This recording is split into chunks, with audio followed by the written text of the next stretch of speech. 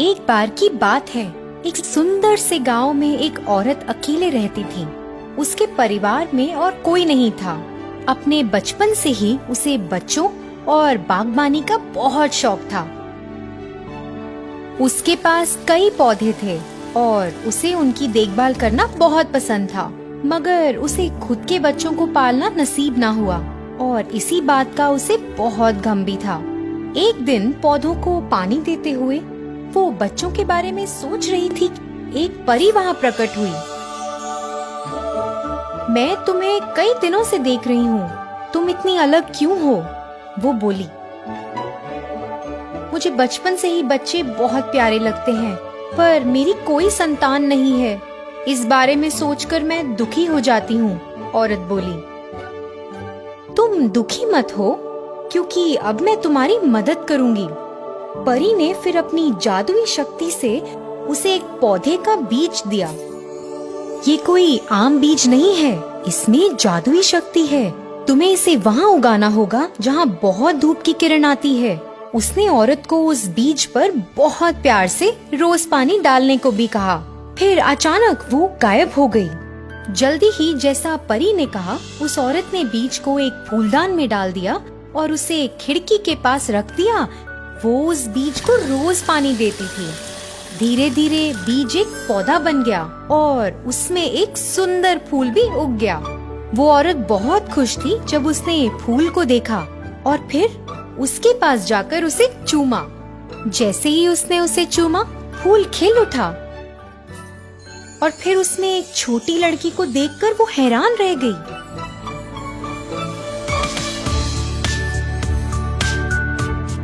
उसने उस लड़की को अपने हाथों में लिया और उसे चूमा। फिर कहा, आज से मैं तुम्हारी माँ हूँ। वो बच्ची उस औरत के अंगूठे से भी छोटी थी, तो उसने उसका नाम थम्बलीना रख दिया।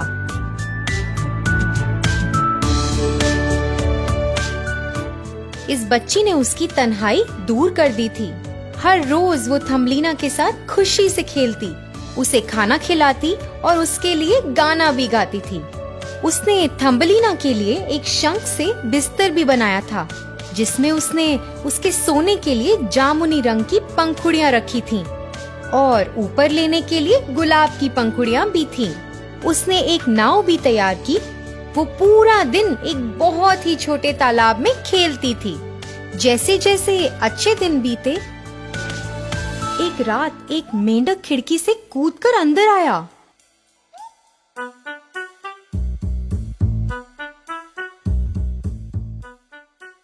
उसने थम्बलीना को देखा और सोचा,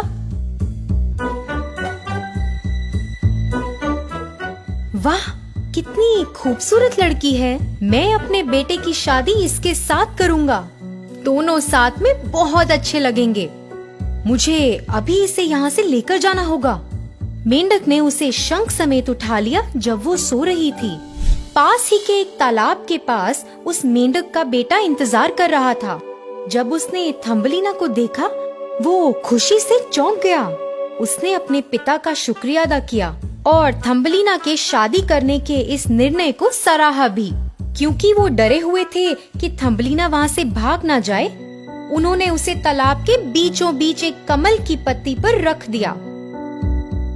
जब थम्बलीना उठी, उसने अपने आप को तालाब के बीच एक पत्ती पर पाया।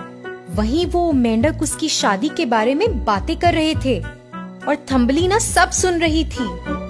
उसका मेंढक से शादी करने की कोई इच्छा नहीं थी। वो अपने आप को इतना मजबूर देख के रोने लगी।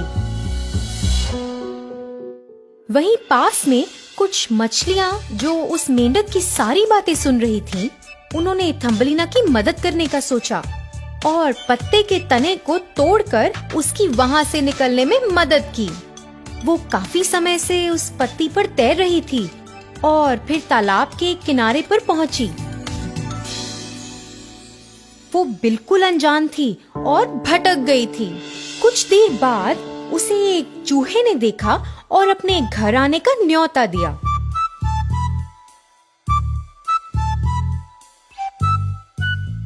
चूहे ने उसे रहने को जगह दी और खाना भी दिया। थम्बलीना ने चूहे का शुक्रिया अदा किया और अपनी पूरी कहानी सुनाई।